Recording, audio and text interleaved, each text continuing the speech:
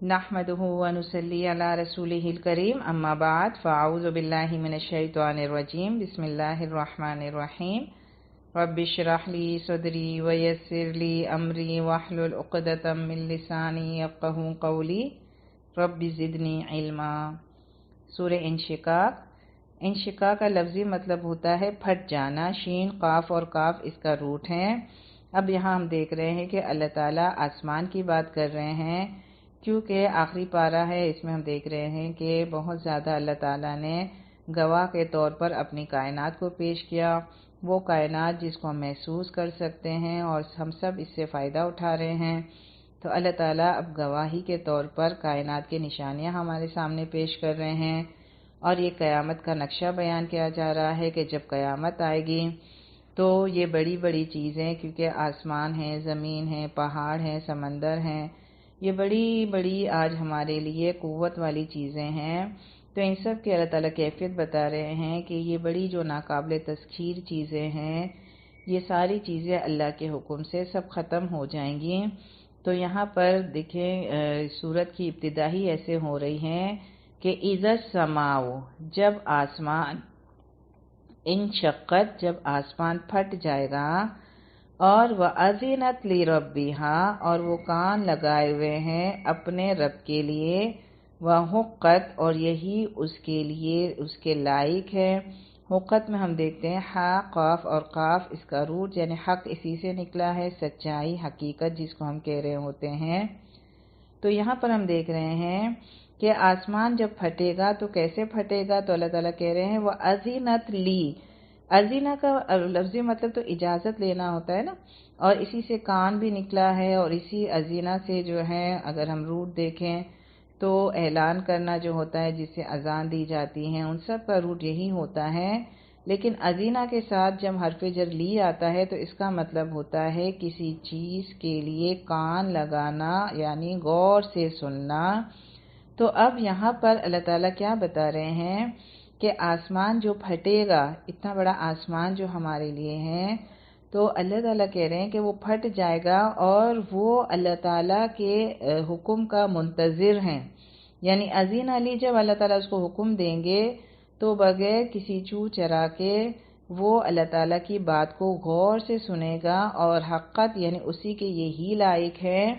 व इज़ल अर्दो, अब आसमान के बाद बड़ी और एक जो कायनात की बहुत बड़ी चीज़ है ज़मीन, उसका जिक्र किया जा रहा है कि व इज़ल अर्दो, और ज़मीन, व इज़ल अर्दो मुद्दत, यानी ज़मीन जो है वो फैला दी जाएगी। मद का मतलब होता है लंबाई में, हम मद को कहते हैं ना, मद का मतलब होता है खींचना, तो ये वही मद है, यानी किसी चीज़ को लंबाई में खींचना और किसी चीज़ का दूसरी से तोल में मिले हुए होना, यानी ज़मीन को फैला दिया जाएगा।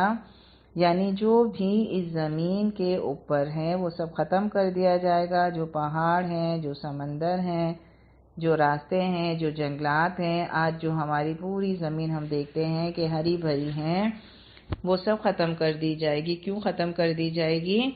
इसलिए कि उसका काम ख़त्म हो चुका। अब एक और नई ज़मीन वहाँ पर बनाई जाएगी। तो अब अल्लाह ताला यहाँ पर ज़मीन का काम बता रहे हैं कि ज़मीन को क्या किया जाएगा, ज़मीन को फैला दिया जाएगा। व अलक़त माफ़ीहा, और वो निकाल डालेगी जो उसके अंदर है। हा की ज़मीर जो है वो अर्थ पर जा रही है। व तखल्लत, और वो खाली हो जाएगी। व अज़ीनत, अब फिर उसके लिए वही वर्ड आ रहा है कि वह अज़ीनत ली रब्बिहा व हुक्कत, और वो कान लगाए हुए हैं अपने रब के लिए और वही उसके लायक हैं।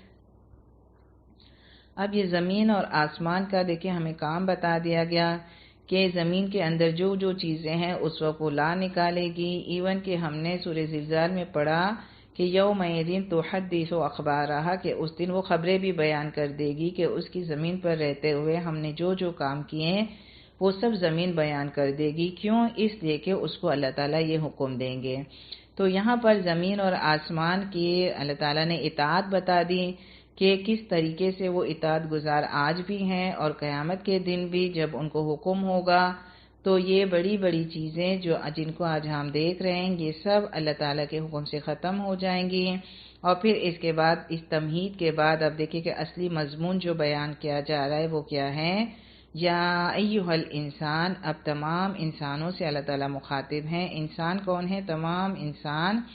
انک، بے شک آپ، قادحن، آپ سب کوشش کرنے والے ہو، الی ربک، اپنے رب کی طرف، قدحن، سخت کوشش کرنا، فملاقیہ، پھر آپ اس سے ملنے والے بھی ہو. قدحن میں ہم دیکھتے ہیں کہ کاف، دال اور ہا اس کا روٹ ہے اور اس کا مطلب ہوتا ہے سعی و مشقت، کوشش یا مسلسل جد و جہد کرنا. تو یہاں پر اللہ تعالیٰ انسانوں کی کیفیت بتا رہے ہیں کہ انسانوں کو جب اس دنیا کے اندر بھیجا گیا ہے تو بھیجنے کا مقصد یہ تھا کہ انسان کام کرے. اب اس کو جو دو راستے بتا دیے گئے تھے، تو اگر کوئی صحیح راستہ چوز کرتا ہے، اختیار کرتا ہے، تو اس میں بھی وہ مشقت کرے گا، اور اگر کوئی غلط راستہ اختیار کرتا ہے تو اس میں بھی اس کو مشقت تو کرنی ہی پڑے گی، محنت تو کرنی ہی پڑے گی. تو یہاں پر اللہ تعالیٰ نے انسانوں کے بارے میں بتا دیا کہ انسان کو جو اللہ نے پیدا کیا تو اس کو محنت کے لیے پیدا کیا، مشقت کے لیے پیدا کیا، اس کی زندگی میں کام اس کو کرنا ہے. آپ دیکھیں کہ انسان جب پیدا ہوتا ہے، انسان کا بچہ جب ماں کے پیٹ سے نکلتا ہے، اس وقت ہی وہ کوشش کرنا شروع کر دیتا ہے. اس کو دنیا میں آنے کے لیے پہلے محنت کرنی پڑتی ہے، اور اس کے بعد مختلف ادوار جو اس کی زندگی کے گزرتے ہیں، ہر دور کے اندر اس کو مشقت کے ساتھ ہی کچھ مل رہا ہوتا ہے. تو یہاں پر اللہ تعالیٰ نے انسانوں کی پیدائش کا یہاں مقصد بتا دیا کہ آپ کو جو ہے اس دنیا میں جب بھیجا گیا تو آپ انسان جو ہو محنت کرنے والے ہو، سب کوشش کرنے والے ہو، اور پھر آپ سب کا انجام کیا ہے؟ فملاقی، یعنی پھر اینڈ جو ہے وہ اللہ کی طرف ہے. اب پیدائش سے موت تک کا جو بیچ کا مرحلہ ہے اس میں انسانوں کی جو کوشش ہوگی وہ دیکھی جائے گی، کیونکہ اس دنیا کے اندر دو طرح کے انسان ہیں اور دونوں طرح کے انسانوں کی کوششیں مختلف ہیں.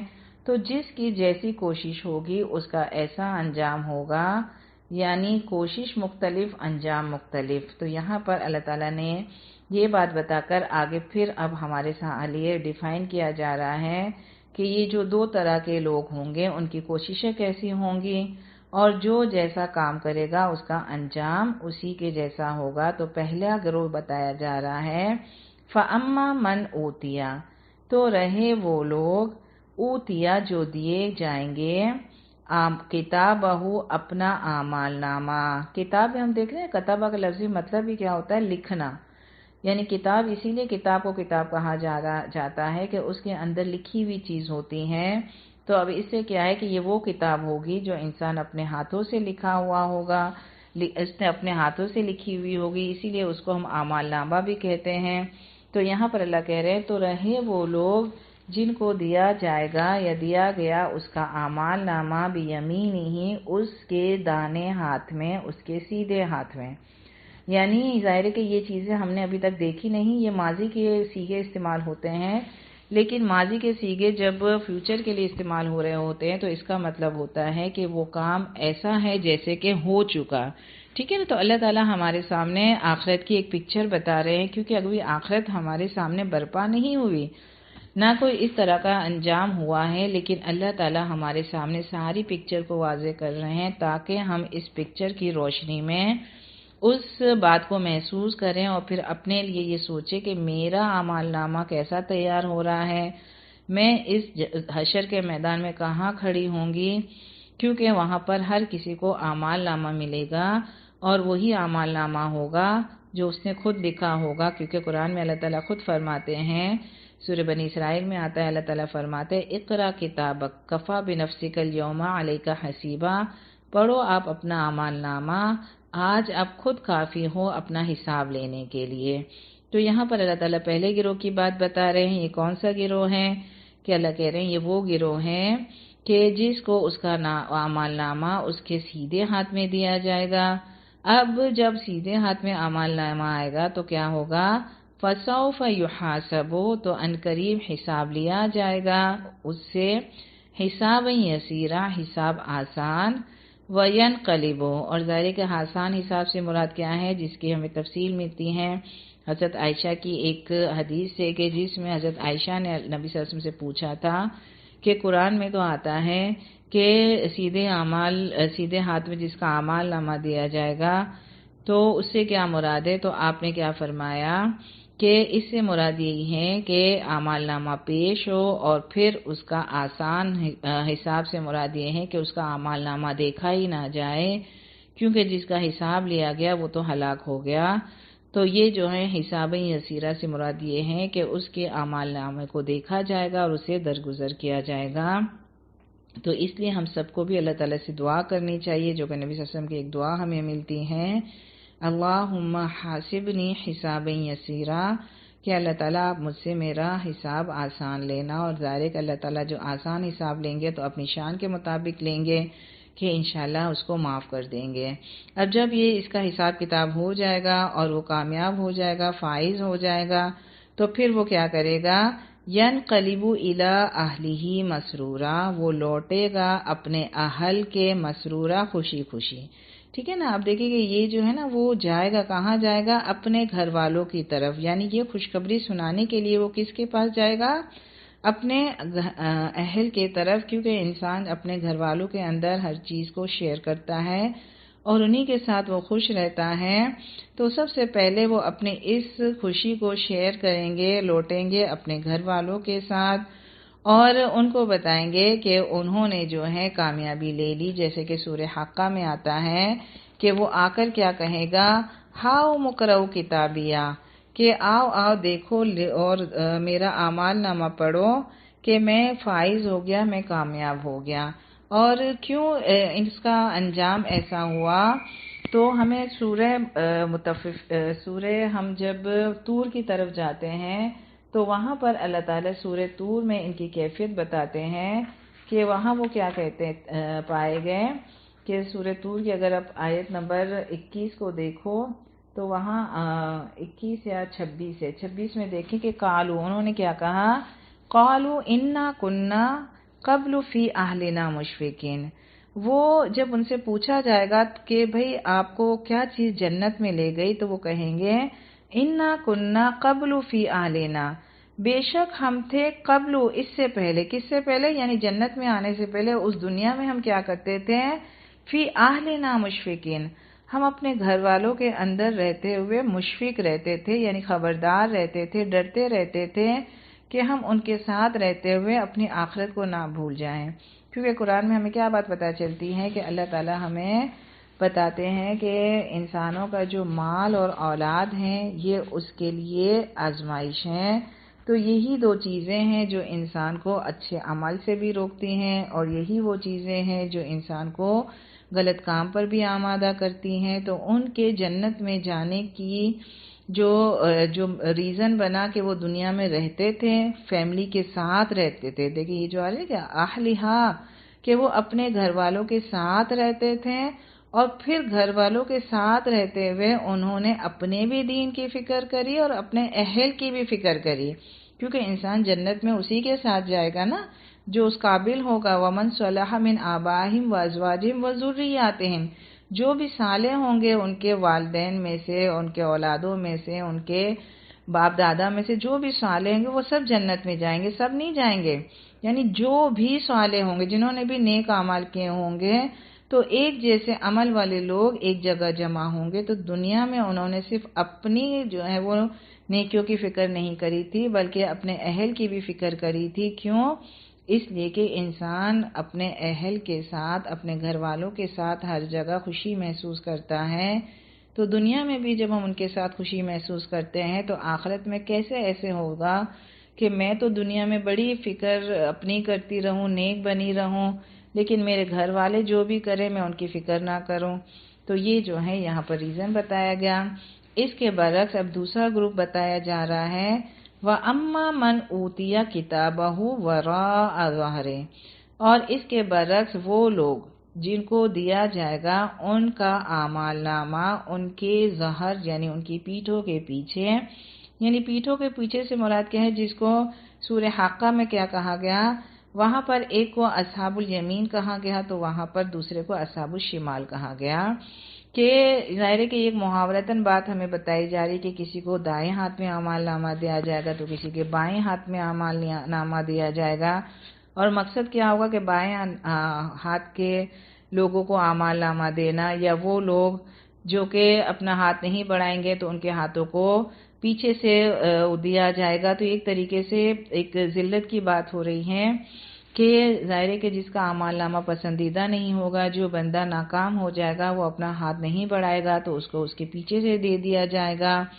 اور پھر اب کیا ہوگا، اب اس کا انجام بتایا جا رہا ہے۔ دونوں کو ہم کمپیئر کریں اور پھر ہم سوچیں کہ مجھے کس جگہ پر اپنا ٹھکانہ بنانا ہے، کیونکہ آج الحمدللہ میں زندہ ہوں تو میں اپنے لیے فکر کر سکتی ہوں کہ میں کون سی جگہ جانا پسند کروں گی۔ تو یہاں پر یہ ان لوگوں کا اعمال نامہ ہے جو کہ ناکام ہو گئے، ان کو ان کے پیٹھوں کے پیچھے سے دیا جائے گا۔ اب ان کی کیفیت کیا بتائی جا رہی ہے، فَسَوْفَ يَدْعُو ثُبُورًا، پس عنقریب وہ پکارے گا ہلاکت کو، وَيَصْلَىٰ سَعِيرًا، اور وہ ڈالا جائے گا، داخل ہوگا سعیرہ بھڑکتی آگ میں۔ انہو، اب دیکھیں ان کا جو یہاں پر انجام بتایا جا رہا ہے تو اس کے پیچھے بھی دیکھیں ان کے اہل کا کردار بہت مین آ رہا ہے۔ انہو کانا فی اہلہ مسرورا، بے شک وہ تھے اپنے، یعنی وہ بندہ جو ہے، ایک کی بات ہو رہی ہے کہ بے شک وہ تھا اپنے اہل کے ساتھ مسرورا، یعنی بڑا خوش رہتا تھا۔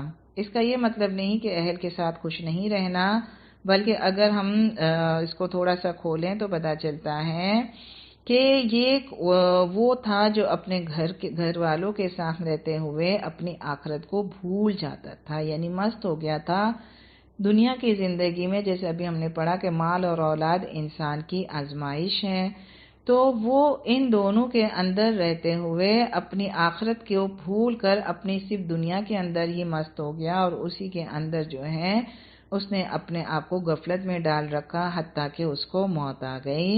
تو یہ جو ہے اللہ تعالیٰ نے ریزن بتا دیے کہ دونوں کا جو ہے انجام جو ہے الگ الگ کیوں ہوا، اس لیے کہ دونوں کا عمل الگ الگ تھا۔ تو وہاں پر بار بار اللہ تعالیٰ ہمیں یاد دلا رہے ہیں کہ ہو سکتا ہے کہ دنیا میں تو آپ کو اتنا کوئی فیل نہ ہو انسانوں کے ساتھ رہتے ہوئے کہ ایک اچھا کام کر رہا ہے، ایک برا کام کر رہا ہے، دونوں ہی دنیا میں آپ کو کوئی فرق نہیں نظر آ رہا، لیکن آخرت میں کیا ہوگا، آخرت میں انسانوں کے اعمالوں کا دار و مدار اس کے کاموں پر ہوگا، یعنی انہوں نے جو اعمال کیے ہوں گے اس پر ان کے نتیجے برآمد ہوں۔ اب ان دو گروہ کی بات کرنے کے بعد اللہ تعالیٰ کیا کہہ رہے کہ انہو ظن، اب یہ جو بعد والا گروہ تھا نا جو اپنے گھر کے اندر، گھر والوں کے اندر مسرورہ، یعنی وہ غفلت کا شکار ہو کر وہ اپنے آخرت کو بھول گیا تھا، تو اس کی کیفیت کیا بتائی گئی کہ انہو ظن، کہ بے شک اس نے یہ گمان کیا تھا، اللن یحور، یہ کہ ہرگز نہیں وہ لوٹے گا۔ حارہ یحورو اس کا مطلب ہوتا ہے ایک حالت سے دوسری حالت میں تبدیل ہو جانا، کیونکہ انسان جو ہے نا گھوم پھر کر پھر وہ اپنی اصلی حالت پہ چلا جائے گا، یعنی جہاں سے وہ آیا تھا، جب پیدا ہوا تھا تو آیا تھا اس دنیا میں، اب پھر اس کو اس دنیا سے جانا ہوگا۔ تو اب یہ جو ہے نا وہ اپنی واپسی کو بھول گیا تھا، اسی لیے اس دنیا کی زندگی کو غفلت میں گزار دیا۔ حالانکہ اللہ تعالیٰ کہہ رہے ہیں کہ بلا، ہاں ہاں کیوں نہیں، یعنی ایسا نہیں تھا، بلکہ کیا تھا، یہ اس کی غفلت تھی۔ ان ربہ، بے شک اس کا رب، کان بہ بصیرا، وہ تھا اس کو دیکھنے والا، یعنی ایسا نہیں تھا کہ دنیا میں کوئی اس کو واچ نہیں کر رہا تھا۔ اور انسان کی یہ کیفیت کب ہوتی ہے، جب وہ اپنے آپ کو اللہ کی کتاب سے دور رکھتا ہے تو دنیا کی زندگی اس کو اتنا مصروف کر لیتی ہے کہ پھر وہ آخرت کو بھول جاتا ہے۔ دنیا کی مشغولیات، دنیا کی مصروفیات، ایک کے بعد ایک کام، ایک کے بعد ایک اسٹیج، ہر اسٹیج کے اندر انسان کے پاس اتنے کام ہوتے ہیں کہ وہ سمجھتا ہے کہ اس سے زیادہ کوئی مصروف نہیں اور اس سے زیادہ کسی اور کے مسئلے ہیں ہی نہیں۔ تو یہ جو ہے نا اصل میں انسان کی اللہ کی کتاب سے دوری ہوتی ہے، جو انسان کو دنیا میں اتنا مصروف کر دیتی ہے کہ وہ اپنی واپسی کے سفر کو بھول جاتا ہے یا پھر اس کو ٹالتا رہتا ہے کہ جب آئے گی تو دیکھی جائے گی۔ تو یہ جو ہے اللہ تعالیٰ یہاں پر یاد دہانی کروا رہے ہیں کہ ایسا کچھ نہیں ہے، بلکہ کیا ہے اس کا رب اس کو واچ کر رہا تھا۔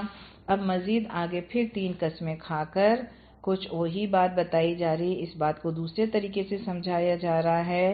فلا اقسم، پس نہیں میں قسم کھاتا ہوں، بالشفق کی، شفق کی۔ اب یہ جو لا یہاں پر آیا ہے تو جیسے ہم نے پہلے بھی سمجھا تھا کہ یہ لام جو ہے یہ لام نہ زائد ہوتا ہے نہ قسم کی نفی کے لیے ہوتا ہے، بلکہ یہ پہلے سے جو مخاطب ہوتے ہیں جو کسی بات کو بیان کر رہے ہوتے ہیں تو ان کے اس باطل زعم کی نفی کے لیے یہ لا آ رہا ہوتا ہے، یعنی ان کے اس بات کی تردید کی جا رہی ہوتی ہے کہ جو نہیں مان رہے ہوتے ہیں، تو جیسے ہم کہتے ہیں نہیں ایسا نہیں بلکہ ایسا ہے، تو یہ لام جو ہے وہ اسی کی تردید کے لیے آیا۔ اب اللہ تعالیٰ کہہ رہے ہیں کہ میں قسم کھا رہا ہوں کس کی؟ بالشفق کی، شفق کی، ہے نا۔ شفق کیا ہوتی ہے؟ شفق اس سرخی کو کہتے ہیں جو غروب آفتاب کے فوراً بعد افق پر نمودار ہوتی ہیں، اور جب تک یہ باقی رہتی ہیں اس وقت سرشام ہے، اور پھر آہستہ آہستہ یہ غائب ہو جاتی ہیں اور رات دنیا پر اپنا قبضہ جما لیتی ہیں۔ تو اللہ تعالیٰ یہی دیکھیں کہ یہ شفق اس بات کی گواہ ہے کہ ایک اور دن چلا گیا، ٹھیک ہے نا۔ تو یہ ساری دیکھیں اللہ تعالیٰ گواہی میں وہی اپنی کائنات کو پیش کر رہے ہیں۔ اور دوسری قسم کھائی جا رہی ہے واللیل وما وسق، اور قسم ہے رات کی اور جو وہ جمع کرتی ہیں۔ وسق میں ہم دیکھتے ہیں واو سین اور قاف اس کا روٹ ہے اور اس کا مطلب ہوتا ہے متفرق چیزوں کو اپنے اندر سمیٹ لینا۔ تو ہم دیکھتے ہیں کہ رات وہ ہوتی ہے جو ہر شے کو اپنے اندر جمع کر لیتی ہے، یعنی تاریکیاں یا ستارے یا جو ہیں وہ چاند، آسمان پر جتنی بھی چیزیں ہیں متفرق چیزوں کو وہ اپنے اندر جمع کر لیتی ہیں۔ تو اللہ تعالیٰ اس رات کی قسم کھا رہے ہیں، یعنی یہ ظاہر ہے کہ ساری چیزیں اس پر گواہ ہیں۔ اور والقمر اذا اتسق، اب چاند کی بات، والقمر اذا اتسق، اور چاند کی جب وہ پورا ہو جائے۔ اتسق میں بھی ہم دیکھتے ہیں کہ واو سین کام وہی اس کا مادہ ہے جو واللیل وما وسق کا تھا، لیکن اس میں 2 الفاظ کا اضافہ ہو گیا جس سے اس کے معنی میں تھوڑا سا فرق آ گیا۔ یعنی چاند کیا ہے کہ چاند جب پورا ہو جاتا ہے تو اس سے بتانے کا مقصد کیا ہوتا ہے کہ آپ دیکھو کہ کس طرح درجے بدرجے اس کو چڑھائی چڑھنی پڑتی ہے، یعنی اس کے اختیار میں کچھ نہیں ہوتا، وہ کس طریقے سے اپنی منزل طے کر رہا ہوتا ہے کہ پہلے وہ بالکل ماہ ہلال ہوتا ہے، پھر وہ چڑھتے چڑھتے فل مون بنتا ہے، اور پھر آہستہ آہستہ اترتے اترتے وہ بالکل آخر میں آتا ہے اور پھر غائب ہو جاتا ہے۔ تو ہم دیکھیں گے کہ اللہ تعالیٰ ان چیزوں کی قسم کیوں کھا رہے ہیں، تو آگے جو ہے وہ جواب قسم آ رہا ہے، اور اس جواب قسم سے ہمیں یہ بات کلیئر ہو جائے گی کہ اللہ تعالیٰ نے ان آسمانی یا ان کائنات کی چیزوں کو کیوں گواہ بنایا۔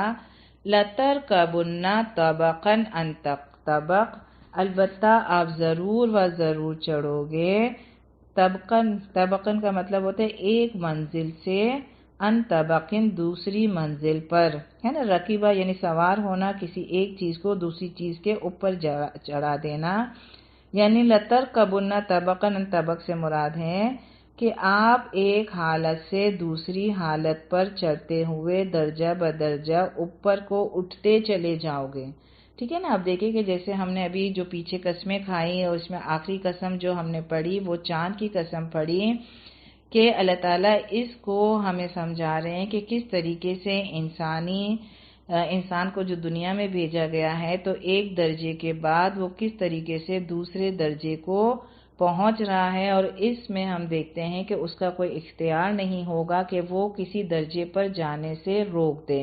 جیسے کہ ہم نے چاند کے بارے میں پڑھا کہ چاند بھی کیا ہے، جب وہ شروع میں بالکل ہلال ہوتا ہے، اس کے بعد وہ اپنے درجات جو ہے وہ طے کرتا ہے، وہاں اس کو اجازت نہیں ہوتی کہ وہ کسی اسٹیج پر جا کر رک جائے اور کہے کہ اب مجھے اس سے آگے نہیں جانا۔ بالکل اسی طریقے سے انسان بھی ہے کہ وہ ایک مرحلے کے بعد دوسرا مرحلہ طے کرتا ہوا آہستہ آہستہ اپنے رب ہی کی طرف جا رہا ہے، اور اگر وہ اپنی زندگی کو اللہ تعالیٰ کے بتائے ہوئے طریقے پر زندگی گزارے تو پوری زندگی اس کی بہت خوبصورت گزرے گی، اور اگر وہ اس کو ایسے ہی ضائع کر دے تو بھی کیا ہے کہ اس کو درجوں پہ تو چڑھنا ہی پڑے گا، وہ اپنی زندگی کے کسی درجے پر رک نہیں سکتا۔ اور پھر آگے اللہ تعالیٰ کہہ رہے ہیں کہ فَمَا لَهُمْ لَا يُؤْمِنُونَ، پس پھر کیا ہو گیا ہے کہ وہ نہیں مانتے، یعنی ساری چیزیں کس چیز کی گواہی دے رہی ہیں کہ ایک دن ہم سب کو جانا ہے اور اپنے رب کے ساتھ ملاقات کرنی ہے، اور اس کے باوجود لوگوں کا حال یہ ہے کہ وہ ایمان نہیں لاتے۔ کس چیز پر ایمان نہیں لاتے؟ کہ وہ جو اللہ تعالیٰ نے ہمیں یہ کتاب دے دی ہے اور اس کے ذریعے سے جو اعمال بتائے ہیں، تو ہمارے اعمال اس بات کی گواہی دے رہے ہیں کہ ہم نے جانا ہے یا نہیں جانا، کیونکہ جس نے کسی چیز کو، کسی کام کو پیش آنا ہوتا ہے تو اس سے پہلے وہ بڑی تیاری کرتا ہے نا۔ ہماری دنیا میں بھی ہم دیکھتے ہیں کہ اگر ہمارے سامنے کوئی پروگرام ہوتا ہے تو اپنے اس پروگرام کے لیے بڑی تیاری کرتے ہیں، پلان کرتے ہیں۔ تو آخرت جو کہ ایک اٹل حقیقت ہے، موت جو ایک اٹل حقیقت ہے، اور اس کے بعد کی زندگی جو بڑی اٹل حقیقت ہے، اگر ہمیں اس پہ یقین ہو تو ہماری زندگیوں کے اندر ہمیں چینج نظر آئے، ہمارے اعمال اس کی گواہی دے۔ تو یہاں پر اللہ تعالیٰ ایک شکوہ کر رہے ہیں کہ ظاہر کہ سب کی بات نہیں ہو رہی، یہ وہ لوگ ہیں جو پیچھے ہم نے دیکھا کہ جن کا اعمال نامہ ان کے پشتوں کے پیچھے سے دیے جائیں گے کیونکہ انہوں نے اس کی تیاری نہیں کی ہوگی۔ تو اللہ کہہ رہے کہ تم اپنی زندگی کے اندر یہ دیکھو کہ کس طریقے سے تم اسٹیج بائی اسٹیج اپنی زندگی کو درجے بدرجے آگے بڑھ رہے ہو، اس کے باوجود ہمیں ایسا نظر آتا ہے کہ آپ کی زندگی میں کوئی تیاری نہیں۔ اس کا مطلب کیا ہے؟ فَمَا لَهُمْ لَا يُؤْمِنُونَ، کہ پس نہیں وہ اس پر ایمان لاتے ہیں۔ وَإِذَا قُرِئَ عَلَيْهِمُ الْقُرْآنُ، اور جب پڑھا جاتا ہے ان پر القرآن و قرآن کو، لا یسجدون، تو وہ سجدہ نہیں کرتے۔ سجدہ نہیں کرتے سے مراد کیا ہے؟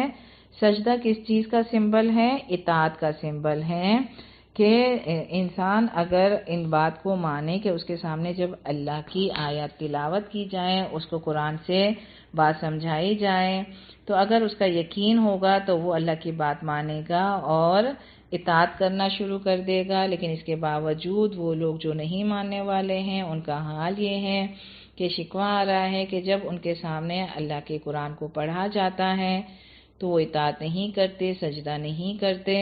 بل الذین کفروا، بلکہ وہ لوگ جو کافر ہوئے۔ دیکھیں ہمیشہ ہم اس کو سمجھتے ہیں کہ اللہ نے کسی کو کافر نہ کسی کو مسلمان پیدا نہیں کیا، بلکہ لوگ اپنے اختیار سے کفر کرتے ہیں یا ایمان لاتے ہیں، کیونکہ اللہ کا دین سب کے لیے عام ہے۔ تو یہاں بھی یہی شکوہ آ رہا ہے کہ بلکہ وہ لوگ جو خود کافر ہوئے، یکذبون، وہ کیا کرتے ہیں؟ وہ جھٹلاتے ہیں۔ کذبا یکذبو، تکذیب کا مطلب ہوتا ہے انتہائی حد تک جھٹلانا، یعنی جس کے سامنے دین کو ہر طریقے سے پیش کر دیا جائے مگر وہ اس کو نہ مانے۔ تو یہ اللہ تعالیٰ نے یہاں پر ان کی کیفیت بتا دی۔ واللہ عالم، اور اللہ تعالیٰ خوب جانتے ہیں، بما یوعون، جو وہ رکھتے ہیں اپنے اندر۔ واو، عین اور یا اس کا روٹ ہے، اور اس کا مطلب ہوتا ہے کسی چیز کو محفوظ کر لینا یا کسی چیز کو کسی برتن میں جمع کر لینا۔ تو جو انہوں نے سمیٹا ہوا ہے، جو انہوں نے جمع کیا ہوا ہے، وہ اللہ تعالیٰ خوب جانتے ہیں۔ ٹھیک ہے نا، دو طریقے کی چیزیں لوگوں نے جمع کی نا، کچھ لوگوں نے خیر سمیٹا، کچھ لوگوں نے شر سمیٹا، دونوں کے لیے جو ہے وہ یہاں پر دنیا میں اختیار تھا، آزادی تھی۔ تو بار بار ہم اس پیچھے دو گروپ چل جائیں گے کہ دو گروپ جو ہیں انہوں نے جو سمیٹا اس کا انجام انہوں نے دیکھا، اور اللہ تعالیٰ نے ہمارے سامنے ان کا پورا کردار بتا دیے۔ اور پھر اب یہاں پر یہ بات بتائی جا رہی کہ اصل جو برائی کا انجام ہوا وہ کیا ہوا تھا کہ انہوں نے اس دنیا کے اندر رہتے ہوئے انہوں نے خیر کو نہیں سمیٹا۔ فبشرہم، تو خوشخبری دے دو ان کو، بعذاب علیم، دردناک عذاب کی، الا الذین، سوائے وہ لوگ۔ ٹھیک ہے نا، اب دیکھیں کہ سب کے لیے عذاب علیم نہیں ہوگا۔ یہ اللہ تعالیٰ کا انصاف ہے کہ اللہ تعالیٰ جب ایک گروہ کی بات کرتے ہیں جو کہ نافرمان ہے تو ساتھ اللہ تعالیٰ فرما بردار گروہ کی بھی ضرور بات کرتے ہیں۔ یہ اللہ تعالیٰ کا عدل ہے۔ اسی لیے اب ان لوگوں کی بات ہو رہی ہے کہ وہ لوگ جنہوں نے آمنو، ایمان لائے، وعملوا الصالحات، اور جنہوں نے نیک کام کیے، صالح عمل کیے۔ اب دیکھیں کہ یہاں پر بھی کیا بات آ رہی ہے کہ الذین آمنوا، جیسے اوپر ہم نے پڑھا تھا نا الذین کفروا، یعنی اللہ نے نہ کسی کو کافر پیدا کیا نہ کسی کو مسلمان پیدا کیا، تو انہوں نے دین سب کے لیے عام تھا، قرآن سب کے لیے عام تھا، سب کے سامنے یہ تلاوت کی جا رہی تھی، یہ آیت رکھی جا رہی تھی، احکامات رکھے جا رہے تھے، تو کچھ لوگوں نے انکار کر دیا اور کچھ لوگوں نے کیا کیا، اس کو ایمان لے آئے، یعنی یقین کر لیا۔ ایمان کس چیز کا نام ہے؟ ایمان دل کے یقین کا نام ہے، اس لیے کہ جب انسان کا دل کسی چیز کو مانتا ہے پھر وہ عمل پہ آمادہ ہوتا ہے، تو جب ان کے دل نے اس کو قبول کر لیا تو وہ ظاہر کہاں ہو گیا؟ وہ پھر عمل صالح کی شکل میں ظاہر ہوا، اور پھر اللہ تعالیٰ ان کا بدلہ بھی بتا رہے ہیں کہ لہم اجرن، ان کے لیے بدلہ ہوگا، غیر نا ممنون، ختم ہونے والا۔ من کا مطلب جو ہوتا ہے نا، میم نون اور نون اس کا روٹ ہے، اس کا لفظی مطلب احسان ہوتا ہے، تو یہاں ممنون ہے، یعنی مطلب کیا ہے کہ ان کے لیے ایسا اجر ہے، ایک تو یہ کہ اس میں کبھی ختم کوئی کمی نہیں ہوگی، غیر منقطع، مسلسل جاری رہنے والا اجر ہوگا، اور دوسرا اگر ہم اس کو من احسان کے حالت میں بھی پڑھیں تو بھی کیا ہے کہ یہ ہر اس احسان الہی کو کہتے ہیں جس کو انہوں نے جو ہے وہ حاصل کرنے کے لیے مشقت اٹھائی ہوگی، محنت کی ہوگی، اور یہ جو ان کو یہاں پر بدلہ ملے گا یہ ان کے اپنے اعمالوں کا بدلہ ہوگا۔ تو یہ اللہ تعالیٰ نے ان کا اجر بتا دیا، تو ہمارے سامنے دونوں گروہی کی بات ہو گئی۔ اب کیا ہے کہ ہر انسان کو یہاں پر چوائس دے دی گئی، اختیار دے دیا گیا کہ انسان اپنے لیے کون سا راستہ چوز کرتا ہے اور اپنے لیے کس راستے کو پسند کرتا ہے۔ بس مین چیز جو اس صورت میں ہمیں پتہ چلی وہ کیا ہے کہ انسان کو اللہ تعالیٰ نے محنت کے لیے پیدا کیا، مشقت کے لیے پیدا کیا، جیسے کہ ہم نے قدہن کو پڑھا کہ وہ مسلسل کوشش کر رہا ہے، محنت کر رہا ہے، بس یہ ہے کہ وہ اپنی محنت اور کوششوں کا ایک ڈائریکشن دیکھ لے کہ وہ کس ڈائریکشن پر کام کر رہا ہے۔ اور دوسری چیز جو اس میں ہمیں پتہ چلی وہ رقیبہ کی پتہ چلی کہ اللہ تعالیٰ نے کہا کہ لَتَرْقَبُنَّ طَبَقًا عَنْ طَبَقٍ، کہ آپ ضرور و ضرور چڑھو گے ایک منزل سے دوسری منزل، یعنی انسان اپنی اس زندگی کو روک نہیں سکتا، اس کو اسٹیج بائی اسٹیج، درجے بائی درجے آگے جانا ہے، اور ایک دن ہوگا کہ جب اپنے رب سے ملاقات کرے گا۔ تو بس اللہ تعالیٰ سے ہم دعا کرتے ہیں آخر میں کہ اللہ تعالیٰ ہمیں صحیح کوشش کرنے والا بنا دے، ہماری کوششوں اور محنتوں کا اللہ تعالیٰ رخ صحیح کر دے، اور ہم اپنی زندگی کے جو دن بھی جو بھی اسٹیج آگے بڑھ رہے ہیں وہ سب اسٹیج ہمیں اللہ تعالیٰ سے قریب کرے، نہ کہ ہمیں اس سے دور کریں، اور جب ہم اللہ تعالیٰ سے ملاقات کریں تو اس حال میں ملیں کہ اللہ تعالیٰ ہم سے راضی ہوں۔ یہیں تک مکمل کرتے ہیں۔ ربنا تقبل منا انک انت السمیع العلیم وتب علینا انک انت التواب الرحیم۔ سبحان ربک رب العزت عما یصفون وسلام علی المرسلین والحمد للہ رب العالمین۔ السلام علیکم ورحمۃ اللہ وبرکاتہ۔